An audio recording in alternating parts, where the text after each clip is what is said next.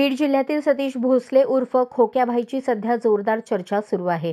मागील काही दिवसांपासून पोलिसांकडून खोक्याचा शोध सुरू आहे। मात्र खोक्याने आता स्वतः समोर येत आपल्यावरील आरोपांना उत्तर दिले। आपण गुंड नसून सामाजिक कार्यकर्ता असल्याचेही खोक्याने सांगितले।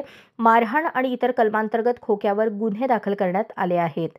माझा मित्र माऊली खेडकरच्या पत्नीची छेड काढत होता। माऊली हा माझा वंजारी समाजातील मित्र आहे। माऊलीच्या पत्नीला ती व्यक्ती छळत होती।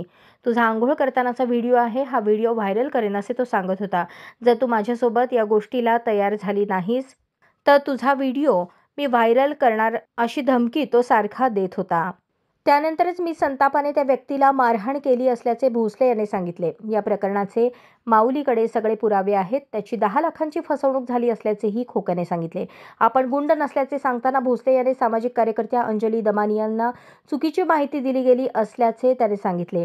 गुंड कशाला म्हणतात? माझे सामाजिक कार्यक्रमातील व्हिडिओ आणि फोटो सोशल मीडियावर पहा। माझे जे व्हिडिओ व्हायरल केले जात आहेत ते व्हिडिओ पूर्ण व्हायरल करा। ज्या शाळेत जा, मुलींची चौकशी करा असे आवाहनही त्यांनी केले। मी हातपाय तोडण्याची धमकी दिल्यानंतर त्या शाळा कॉलेजमधील मुलींची छेड काढल्याचे प्रकार बंद झाले असल्याचे त्याने सांगितले। मित्राच्या कार्यक्रमात मी पैसे उधळले, तो आनंदाचा क्षण होता। माझे पैसे मी उधळणारच ना, मी तो कष्टाने कमावलेला पैसा होता।